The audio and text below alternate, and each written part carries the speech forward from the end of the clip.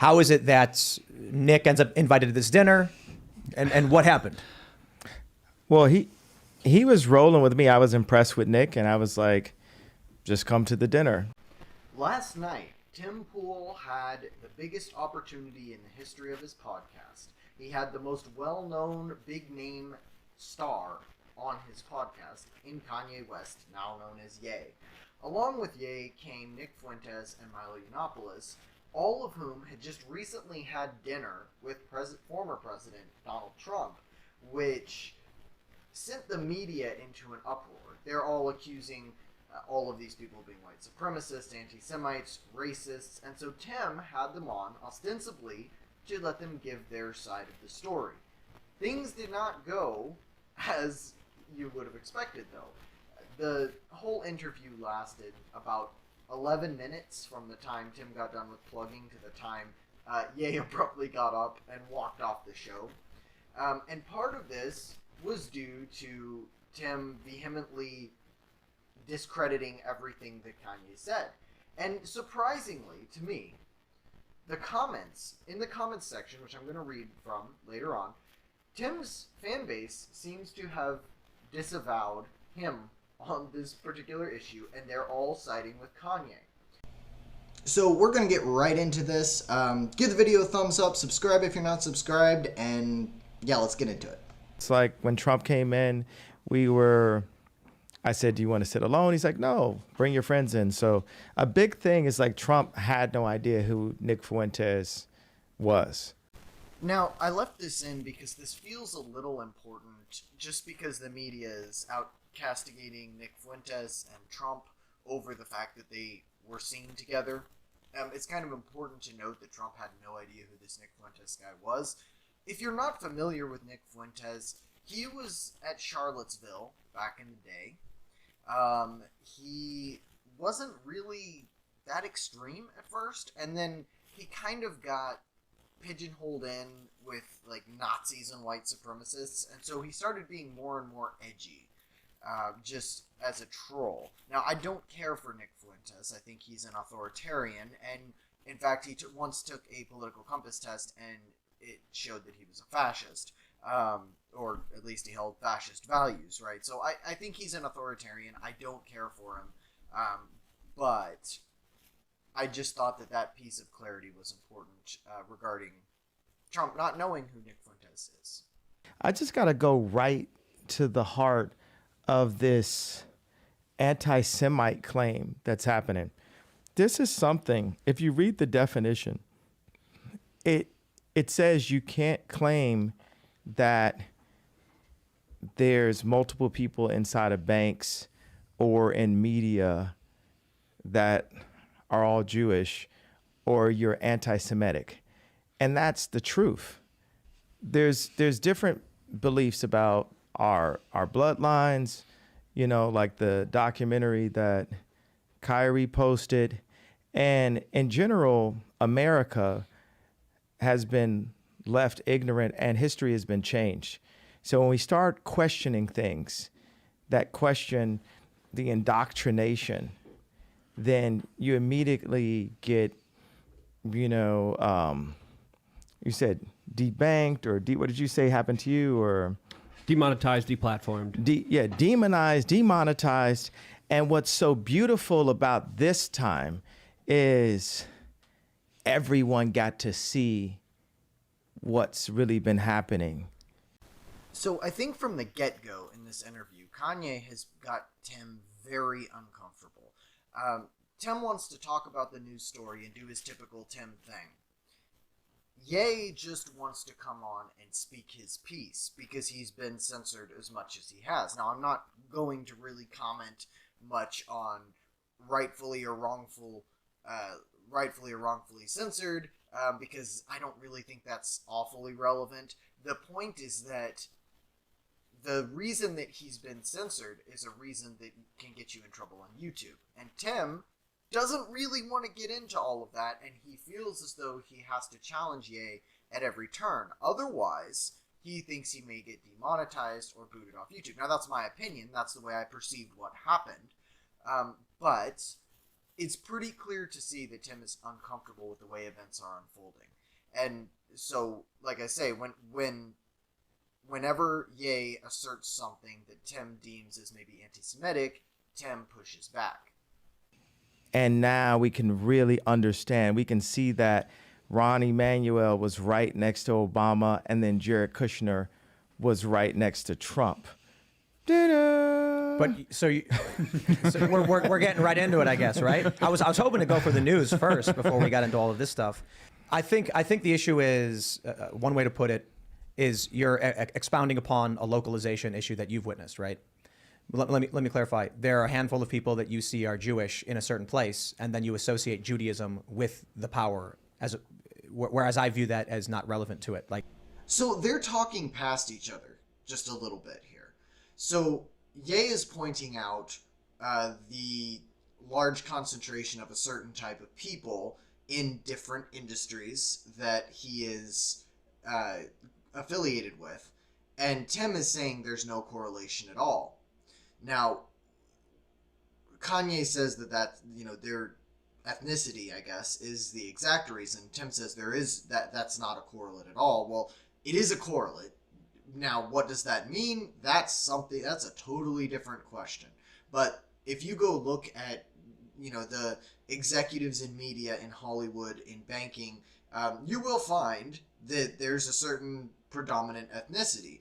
And it's a very, very taboo thing to talk about that. Now, I'm not saying that means anything, or I should say, I'm not saying what that means. But that's the argument that Ye is making, and Tim is not even going to tolerate the discussion of it, which, that's fine, it's his channel. But I will say, Ye wants to come and speak his piece. He's not really interested in other people's opinions on it.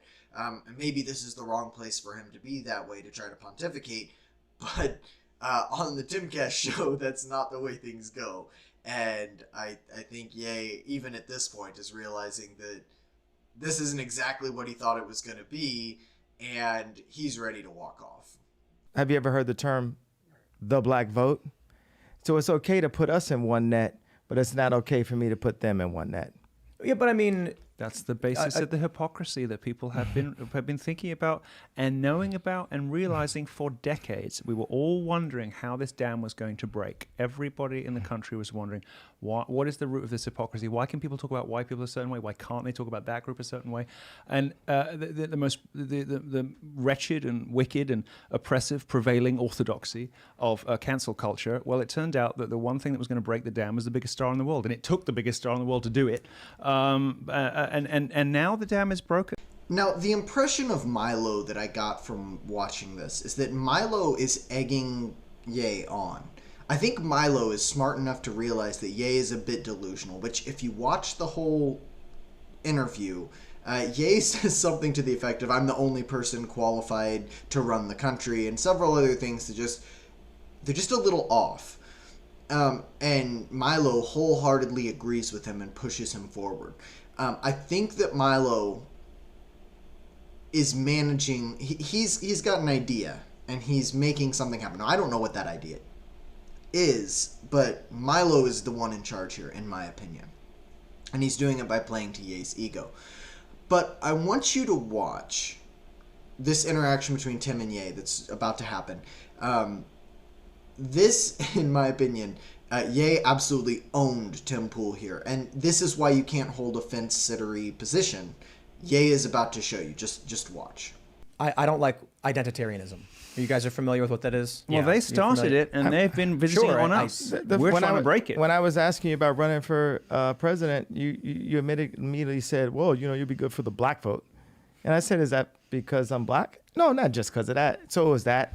Are you doing the same thing? I didn't say that was the only reason. I said it was because you're personable to the common person, and you probably would do well with the black vote. Absolutely. This is a level of hypocrisy from Tim, right? So Tim has said, I don't like identitarianism, but because you're black, you're going to command the black vote. You'd be good for the black vote. That's what he said. You'd be good for the black vote. Well, Ye is like, how can you possibly say that? You know, especially with how he's been demonized. I mean, look at the way that black entertainers and celebrities have disavowed Ye and said he's no longer part of our community. That's been a thing over the past few months. So, and they've been calling him deeply troubled and this sort of thing. So, Tim you can't really try to hold both of those positions at the same time, that identitarianism is evil, but oh, you'd be great because you're black and all the other blacks will like you. That's not quite how that works, Tim. You can't do both of those things.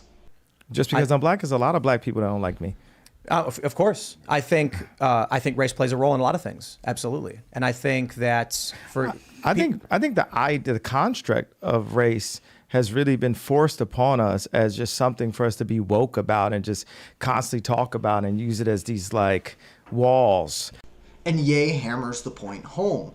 The whole concept of just talking about voting blocks by skin color is kind of, it builds walls. It helps to make people more controllable. And for someone to be able to say, I think identitarianism is evil, while in the same breath saying, something so clearly identitarian it's just hypocrisy. Now, I don't think this is like the worst thing in the world, and Tim's a horrible person for saying this. I think it's kind of a slip of the tongue, and I think it's something that he's said so easily over the past however many years that he just comes to accept it as part of what's real, and so it slips out. He just says it, and he doesn't really think about the concept of which he is speaking. And Ye has thought about this because this is something that many, many people say when they talk about Ye. They're like, oh, he'd get the black vote.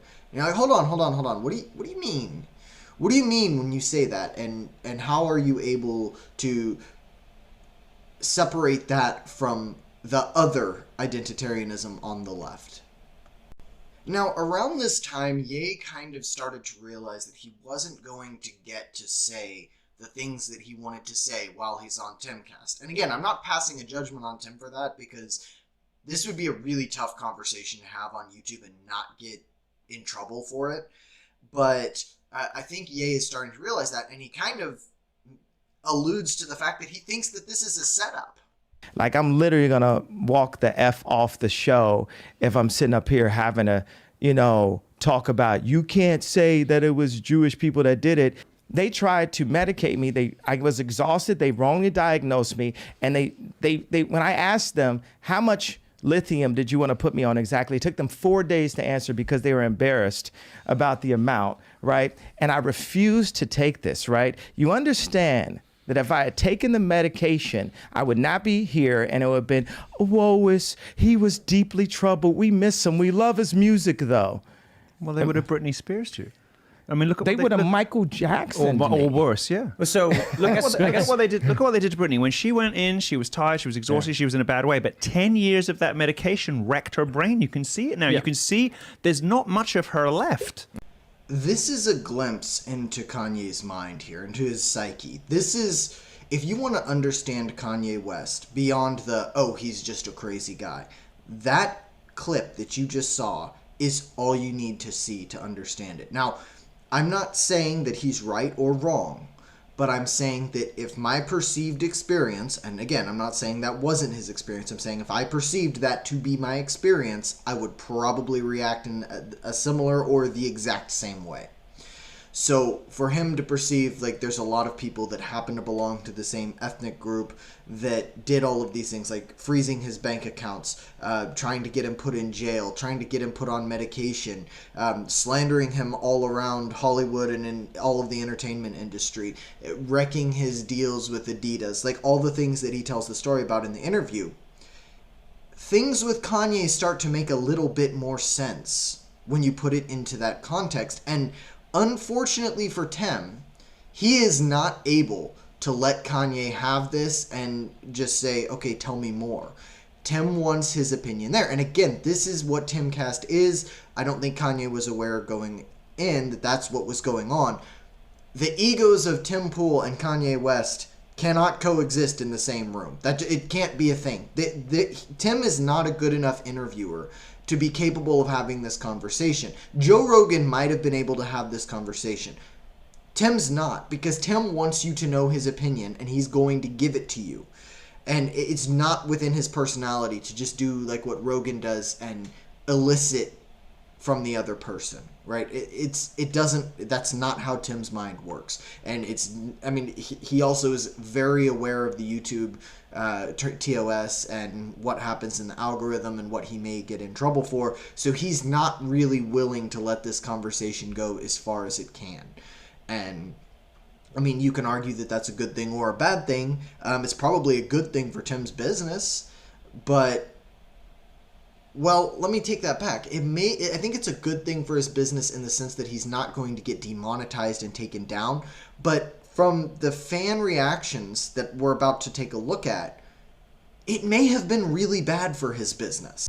A lot of people were saying on the right specifically, don't platform them. And I said, well, I want to understand what they're thinking and why they're thinking it. They're they're involved in what may be the biggest news story of the past week, and we have an opportunity to sit down and talk. Because with them. the red media controls both sides. It just said it as simple as possible. Jared Kushner was next to Trump. Ron Emanuel was next to Obama. But see, since 1940, go ahead. I was going to say, isn't that an issue of these individuals? Like you're extrapolating. I'm going to order.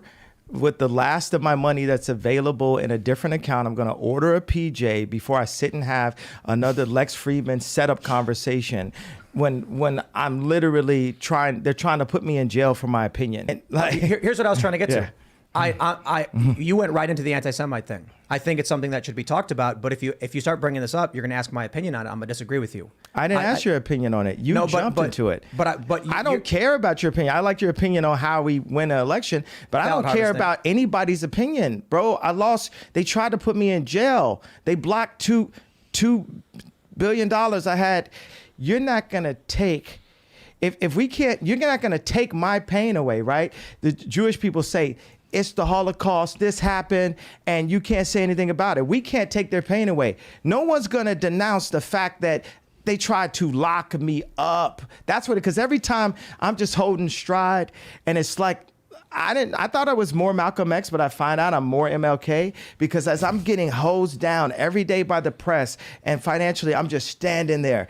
And when I found out that they tried to put me in jail, it was like a dog was biting my arm, and I almost shed a tear, almost. But I still walked in stride through it. Now, you can tell from this exchange that Kanye is getting very agitated. He's almost ready to just walk away because Tim is basically telling him, you can't say what you're saying, and it is what Kanye perceives to be the truth. And I know there's people on both sides that'll, on one side, they're going to come to me and say, it is the truth. And on the other side, they're going to come to me and say, Kanye's crazy. But it doesn't really matter. Neither of those things really matters as long as that's what he perceives to be the truth. That's the line he's going to continue to toe. And for Tim, it blows my mind that Tim doesn't realize this in the moment that, hey, if you want this full show and this full statement, you want Ye to stay there, then you just are going to have to sacrifice your ego a little bit and say, I don't necessarily agree with who the antagonist is, but keep talking, tell your story. That's the only way that Ye is going to stick around. And Ye has a massive ego that is not under control. That much is evident. And there's a reason he has yes men like Milo and Fuentes. Well, I shouldn't say yes men with Milo because Milo, I think, is the one who's in charge here. In that group, Milo was the one who held all the cards, in my opinion. Anyway, here's the interaction where Ye walked off. Yeah, I think they've been extremely unfair to you. Who was they though? We can't say who they is, corporate can we? press. I'm not using I don't use the word as the way I guess you guys use. I'm talking about. It is them though, isn't it? I mean, because because when you think about it, consider it. In 2018. What do you mean it's not? What do I mean? Like, okay, so how about? Are you leaving? Are you referring to the press? He's gone. I'll say it right now. You guys want to bring that stuff up, and then think we're not going to have a conversation. Have the discussion. Like you think Ye's going to come in here and say, "Here's my pain, here's my suffering." I'm going to say, "I hear you," and then he's going to say, "And it was Jewish people," and I'm going to be like, "Okay, but don't you consider?" It's like, I'm not going to do this. I refuse. Make sure he's cool. All right, go for it. Luke and I will have a conversation. Now, I don't necessarily think you should cater to the egos of people that are around, and I don't really necessarily think Tim did anything wrong. Maybe he did things the right way. But if he actually wanted to have this interview and he wanted it to look like he wasn't some kind of petulant child, he shouldn't have acted this way. And for the rest of the stream, they call it cope. He was he was butthurt about this. And I can see where he's coming from. Like, I'm not criticizing Tim for this necessarily, but he should have known better if he wanted this to continue. You cannot fly in the face of somebody like Kanye West. Like, you should have just known, bro. And some people are saying this is a setup by Milo. He was trying to wreck Tim even further after the whole Adam thing. And there's people saying that Milo vowed to destroy the Republican Party, and this is one of his means of doing so. Either way, I want to get into some comments. So Tim made a video today where he recapped this and spoke his piece again and again and again. Which, by the way, in the past weekend, Tim has violated his no engaging with drama rule twice. Once with Adam and now with this. And I think that when the drama gets to the point where you have to respond to it, that's kind of a signal that you're going to start dividing your audience between those for and those against you, and this may signal the beginning of the end for Tim's empire. And I'm not saying his channel's just going to collapse and everyone's going to leave, but let me read you some of these reactions. I'm just going to go through comments of they're combined from the video that he made today and on this stream. They are overwhelmingly in favor of Kanye here. Okay, so I've got my phone. I've pulled up the video by Tim. It's called "Tim Pool Response to Kanye West Storming Off Timcast IRL, Discusses Pre-Show Plan, Possible Staging." Basically saying it was staged by Milo. So you can see I'm on it with my phone. I'm just going to read these comments. I'm not going to clip them because I'm just going to go straight down from the top, like from the top to the bottom. So top comment: if it's blacks, it's a gang. If it's Italians, it's the mob. If they're Jewish, it's a coincidence, and you should never speak about it. Dave Chappelle on Saturday Night Live. Second comment: Tim has now reached a level where he's terrified of his YouTube overlords, no matter how much he reads about Rumble and decentralization. Let your guests talk freely. Let your audience make their own judgments. You're supposed to be a moderator, not an adjudicator. By the way, I'm not skipping any comments. These are all of the comments. I'm not reading the replies, but these are all of the comments. Okay, so I want you to just see how overwhelming this is in favor of Kanye. I have never been so excited than let down in my life when I saw these 5 people would be talking together. It's not all Tim's fault because he was being, I'm going to tell you my opinion, I control the flow, self. It is his show. Kanye's just tired of people telling him what's wrong speech and wrong thought. In my opinion, he's correct in showing everyone that there are things you absolutely cannot say. He doesn't hate actual Jews. He's proving that there's a class of people that's hiding behind a religious group that you can't point out what they're doing because if you talk about them, they come after you. Next comment: Tim, just admit you dropped the ball. If you're scared of YouTube censorship, move the interview to Rumble. And that's a good point. Why was this not done on Rumble if the YouTube censorship was the biggest issue? People would have come to Rumble for this. I have no doubt in my mind you've got 1 million hits. If what Ye said is true, then it really is concerning how much they want to ruin his life. It really does make you raise an eyebrow when they go way overboard to the point of looking for ways to throw him in jail for just a tweet. Next comment: to the people who are dropping hundreds of dollars in individual super chats after Ye left, I hope you got the attention you were seeking. I can't imagine throwing money away like that, but whatever makes you happy, I guess.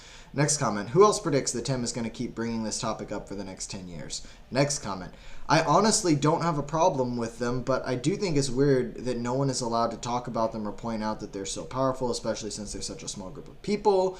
Next comment: honestly, more people should walk off Tim's show. Next comment: Tim trying to say Milo set him up is pathetic.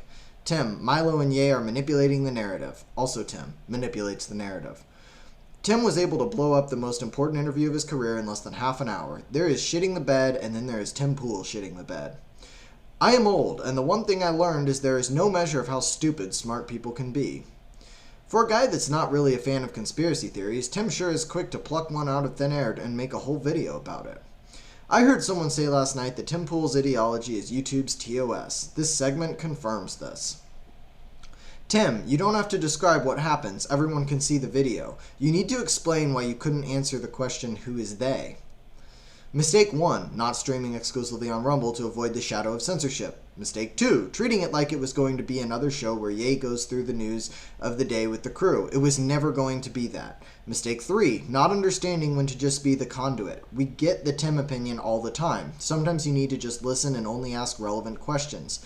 I.e., it should have been you asking Ye who is they, and the first time he said it, not the other way around. Mistake 4, thinking you need to push back. You don't need to push back.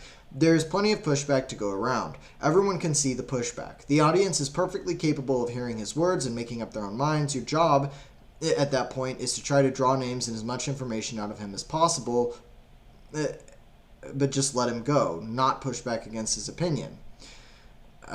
Next one. Milo used Tim's show as a launching mechanism for a multi-level revenge plot spanning years. Tim has a hard time admitting he messed up. Occam's Razor suggests. I thought soap operas were horrible back in the day, and Tim takes it to a whole new level. So I'm going to stop there. I mean, this has been 4 minutes of just going straight down the line. I am not skipping a single comment. You can go and look at the video for yourself. Tim, I think that you... there was even people that are like, I've been a viewer for years, but dude, you got to check yourself. Like that was... Tim, you're wrecking your show, bro. Yeah, I'm telling you. I don't like you, but like... in all seriousness, you're entertaining to me. I think you're a goofball, and I think that you're crazy, and I think that you are a very self-absorbed egotist. I'll call him a narcissist instead. Either way, you're alienating your fans, and this is something that I called it a year ago with the Jack Murphy thing. That was the start of this, and it continued, and now people who've been viewers for a long time are all seeing it and kind of backing away. So if you guys enjoyed the video, thumbs up, subscribe, join on Rumble. The link is in the description. We need to get to 100 so we can stream on Rumble. And I will see you all next time.